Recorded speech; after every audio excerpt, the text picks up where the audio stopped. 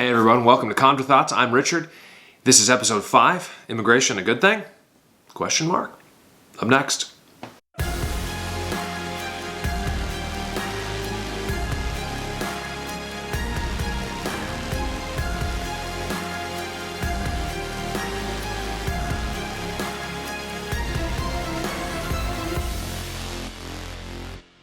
All right, immigration.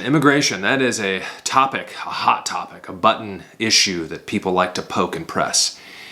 Is it a good thing? Well, it's a loaded question, really, because what do you mean?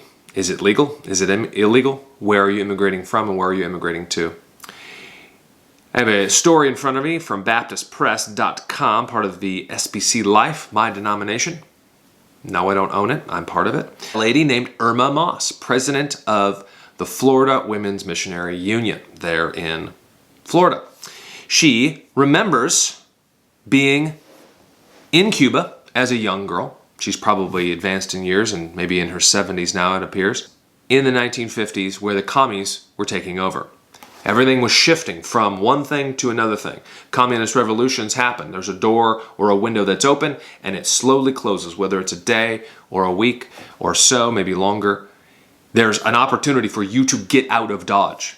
And Irma, her sister, Leslie, and their mother, Amelia, and her father, who actually doesn't say what his name was, I don't think, and her father all left Cuba. He was a business owner, and he ended up leaving because knowing that people being arrested for not supporting the glorious revolution is going to pose a problem for them. It reads, Irma Moss vividly remembers 5 or 6 communist soldiers invading her house. There you go. Search and seizure. Don't need a permit or anything under communism.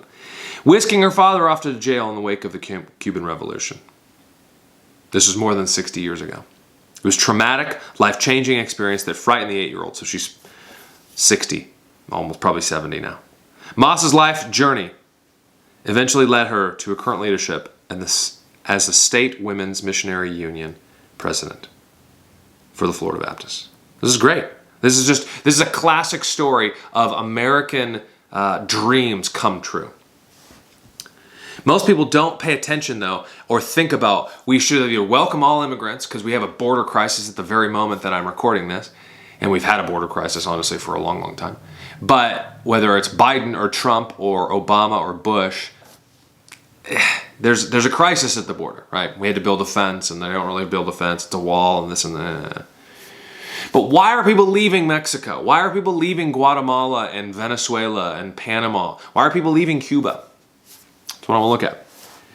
She says further, this is the beginning of the journey where my mom taught me that prayer changes things. What had happened is there were actually 13 people overbooked for the flight. They prayed. 13 people didn't show up. Her and her sister and her mother all got on the flight. They later met up with her father as well there in Florida.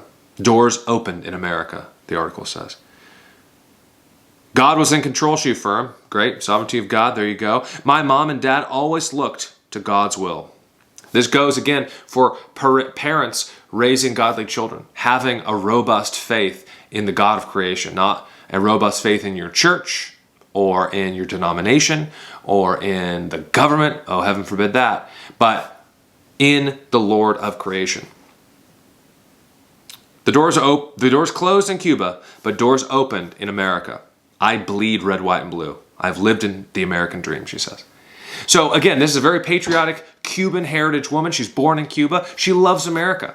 So what I don't want us to see is, well, let's change America to look like Cuba. A lot of people think that makes sense because that's inclusive or that is tolerant or these, capitalism's so bad or a market economy is just really terrible. We should just share everything like 5-year-olds.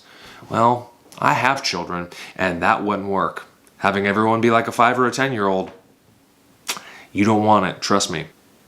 After learning English and completing elementary school, middle school, high school in Orlando, Moss went on to college where she sensed a God, calling on her to full-time ministry. She earned a master's degree from Southwestern Baptist Theological Seminary. In the school system, she said, God gave me the opportunity to share Jesus by my witness and my life. That's what missions is all about. So she's a missions leader. She's there in Florida still. She's lived a long time there. She bleeds red, white, and blue. She's patriotic because she knows the evils of communism. And I'm certain that she knows what would happen in this red, white, and blue country she calls home now. Her commitment to God and His kingdom is unwavering. She is a faithful student of God's word and faithful prayer warrior. When you ask Irma to pray about something, you know she really will. So again, this is a woman with robust faith in the God of creation, whose family fled evil, had the opportunity, the window was closing, fled evil, and came to America. Why did they leave? Because it was bad. And why did they go to America? Because it's good. Why do people leave the places they leave now? Because it's bad. It's horrible. No one wants to be there. America is still a good country today. Still. Barely. Just barely. But still today. Far and away better than most of these places in the world.